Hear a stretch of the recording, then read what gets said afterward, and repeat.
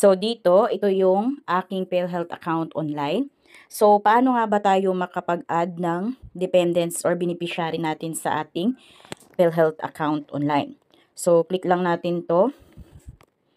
Ayan, makikita nyo dyan yung inyong list of dependents. So paano ko nga ba ito in-add yung aking anak sa aking list of dependents through online? Ngayon, open nyo lang yung Google search ng cellphone niyo. Dito sa may search, i-search lang natin dito yung PhilHealth website. Ito na yung website ni PhilHealth. Click lang natin yan. Ayan, nasa mismong website na tayo ni PhilHealth. Click lang natin tong downloads. Then, click natin tong forms. So, dito sa forms, kailangan lang natin i-download yung PMRF form. Click natin to.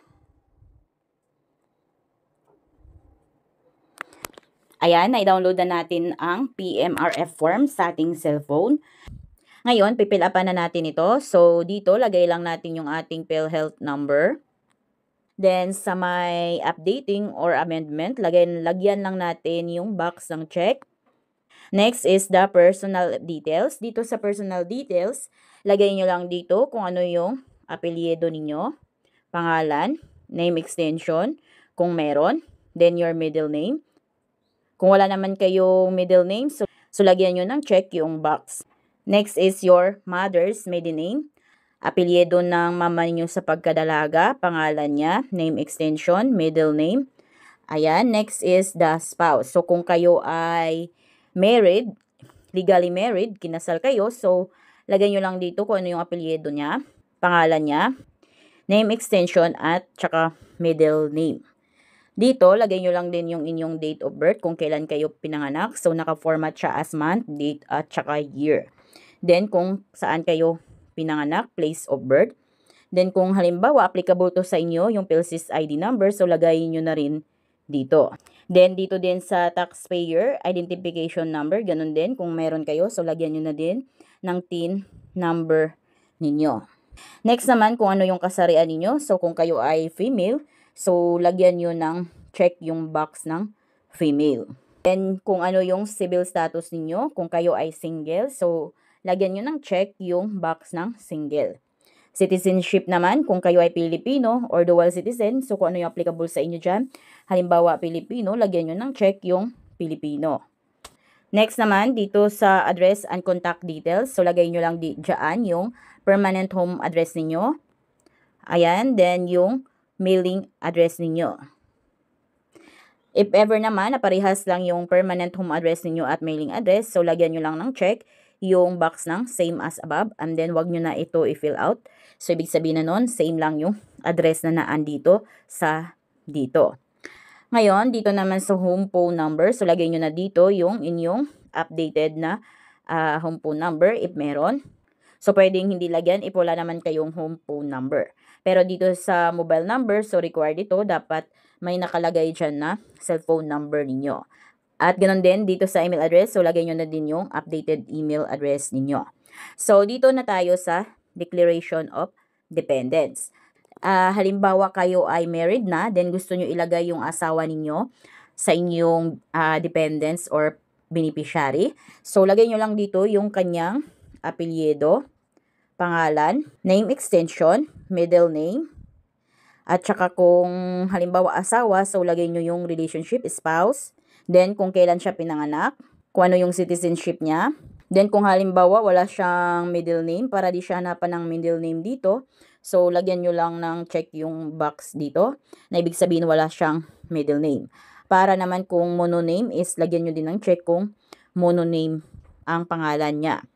Then kung halimbawa permanent disability siya, lagyan nyo din ng check yung box dito. Then dapat dito sa civil status ninyo, dapat yung married, nalagyan nyo ng check. Then dito sa updating of amendment, so dapat din na change of civil status na siya. So dito sa change of civil status, lagyan nyo ng check yung box. Lagyan nyo lang dito from single to married. Then guys, kung halimbawa may paayos pa kayo dito, halimbawa correction of sex kung mali yung gender niyo na nakalagay dito. So, isali nyo na din or isabay-sabay nyo na lahat yung gusto nyong ipa-update dito. Tulad ng may mali sa pangalan ninyo, so update nyo na rin. Correction of your birth date or updating ng inyong personal information. So, lagyan nyo lang yung mga box ng check kung ano yung mga ipa-update nyo pa dito. Then, dito naman sa member type, so kung halimbawa kayo is employed, private, so lagyan nyo lang ng check yung box ng employed, private. Then, halimbawa naman is yung ilagay nyo ditong declaration of dependence or beneficiary nyo kay PhilHealth is yung anak ninyo. So, dito, lagay nyo lang yung apelyido ng anak ninyo, pangalan niya, name extension niya, middle name, relationship, so lagay nyo daughter or son, date of birth kung kailan siya pinanganak, at saka yung citizenship niya. So, hanggang 4 na tao or dependents, yung mailagay nyo dyan. So, kung halimbawa naman is mas madami pa sa 4 yung ilagay yung dependents dyan, so, pwede namang gumamit pa kayo ng additional form. Bawa yung pina-update nyo dito sa declaration of dependence is yung inyong asawa. So, kailangan lang ng marriage certificate na PSA. Pag once naman na anak nyo yung nilagay nyong dependents dito, so, kailangan din na ang requirements na ipasa ninyo is may kasamang PSA birth certificate ng anak ninyo. Then, dito sa baba guys, makikita nyo dito yung member's signature over printed name. Ilagay nyo lang dito yung kumpletong pangalan ninyo. Sa taas is your signature. Then, kung anong date kayong magpasa through online kay PhilHealth, is dapat yan din yung date na nakalagay dyan. Then, dito sa baba, andito yung mga instructions na dapat nyong malaman pagpa-update kayo. So, dapat ang tamang pag-fill up ninyo dito sa form is dapat naka-uppercase or naka-capital letters lahat ng pag-fill up ninyo dito.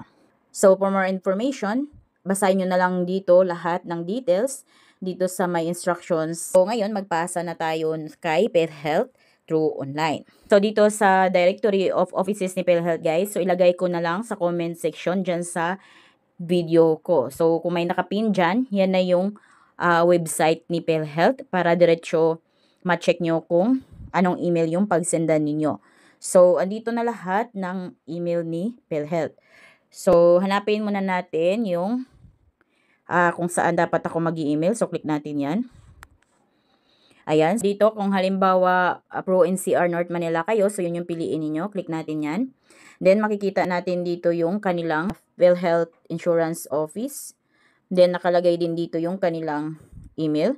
So click natin yung email, long press natin, then click natin yung copy link. Again, long press natin, then click copy link. Ngayon, open na natin yung ating email. Open natin yung email natin. Then, click compose. Dito sa 2, pipaste natin yung ating email kay PhilHealth. Ayan. Then, yung subject natin, lagay lang natin dito for updating of dependents. Dito sa choose email, click lang natin yan. Dito na natin lagay yung ating concerns. Good day. Ayan, so kung may gusto pa kayong idagdag dito sa information na nakalagay guys, so dagdagan nyo pa kung ano yung gusto nyong sabihin kay PhilHealth. Ngayon, attach na natin yung mga requirements. Click lang natin to. Then, click photos. Ayan. Halimbawa, dalawa yung pina-update ninyo or pinalagay nyo sa dependents ninyo, yung anak ninyo at asawa ninyo. So, dapat naka-attach dito yung marriage certificate ng asawa ninyo at saka yung PSA birth certificate ng anak ninyo. So, dalawa. So, attach natin yung dalawa. Next is your valid ID. So, ito na yon. Ayan, click natin yan. Kaya dapat na-picturean or na-scan copy na natin yung ating PMRF form. So, ito na yon. Click natin yan. Click add. Kung kayo, kung halimbawa yung pina-update ninyo is halimbawa 4 na anak ninyo. So, dapat 4 din na birth certificate yung nilalagay ninyo dito. So, ngayon, after nyo ma-double check, tama naman lahat ng requirements na nailagay or na-attach nyo dito, click nyo na tong send.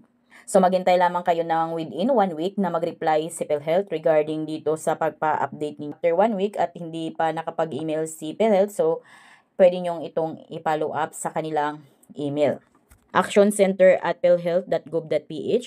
So, pwede din kayong makapag-concern dyan regarding sa pag-follow up nyo ng updating of your dependents. Pero kung halimbawa kayo ay nagmamadali, may i-claim kayo benefits kay PhilHealth, so pwede namang dalhin nyo na lahat yung requirements niyo at ipasa nyo na agad sa pinakamalapit na PhilHealth branch sa inyo. So, ganun lang guys kung paano kayo makapagpa-update ng inyong dependents through online.